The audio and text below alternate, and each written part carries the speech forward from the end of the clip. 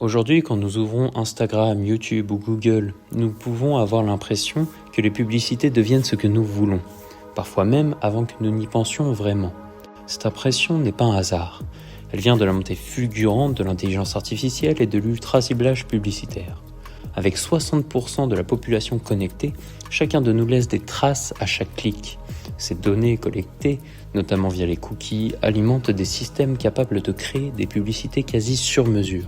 La publicité programmatique analyse nos comportements en continu pour prédire ce qui pourrait nous intéresser. Mais cette précision soulève des questions. Pour certains, c'est pratique, pour d'autres, c'est intrusif, presque inquiétant. Car cette personnalisation repose sur une collecte massive et souvent opaque, donnant la sensation d'être suivi en permanence. Alors jusqu'où peut aller la personnalisation sans devenir intrusive ? Améliore-t-elle vraiment l'expérience ou crée-t-elle de la méfiance envers les marques ? C'est à partir de cette tension qu'est née notre recherche. Comprendre comment les consommateurs perçoivent la publicité générée par l'intelligence artificielle dans le cadre de l'ultra-ciblage et quelles émotions, curiosité, méfiance ou lassitude elle déclenche. Les recherches montrent que l'ultra-ciblage s'appuie sur une très grande quantité de données pour toucher des publics extrêmement précis. Vio souligne d'ailleurs que le marketing digital permet de combiner de multiples critères de sélection, ce qui le rend plus puissant que les formes de ciblage traditionnelles. D'autres travaux comme ceux de Mercanti-Guérin rappellent que le big data améliore clairement la performance mais peut aussi nuire à l'image d'une marque quand la personnalisation devient trop intrusive.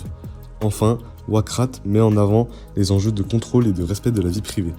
Au final, l'ultra-ciblage est efficace, mais il peut être perçu négativement dès qu'il franchit une certaine limite. Pour répondre à notre problématique, nous avons choisi de collecter nos données à travers des entretiens semi-directifs avec un guide construit autour de 5 thèmes clés. L'ultra-ciblage, l'IA programmatique, l'éthique de l'utilisation des données clients, la perception de la marque et la méfiance envers la marque. Ces thèmes reflètent à la fois les enjeux présents dans la littérature et les éléments essentiels de notre question de recherche.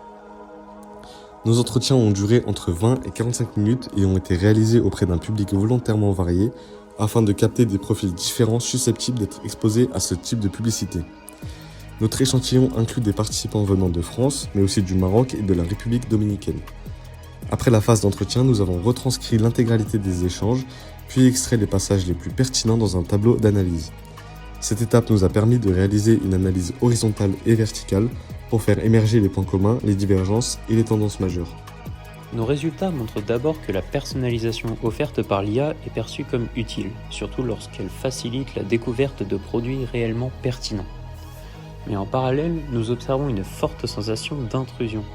Les participants décrivent l'impression d'être surveillés, parfois même écoutés, surtout lorsque la publicité semble s'appuyer sur des informations très personnelles ou non recherchées. Sur la performance de l'IA, les répondants reconnaissent sa rapidité, sa précision et sa capacité à produire en masse. Cependant, ils critiquent souvent son manque d'authenticité. Pour ce qui est de la perception de la marque, l'IA renvoie une image plus moderne et innovante. Mais cette modernité est contrebalancée par une impression de déshumanisation. Trop de ciblage provoque même un sentiment d'inconfort.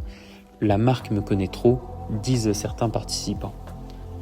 La méfiance est également un élément très présent. Elle augmente dès que la publicité repose sur les données sensibles comme l'identité et la santé.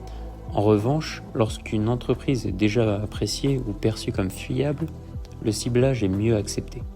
Cela montre que la confiance préexistante joue un rôle clé dans l'acceptation des marques algorithmiques.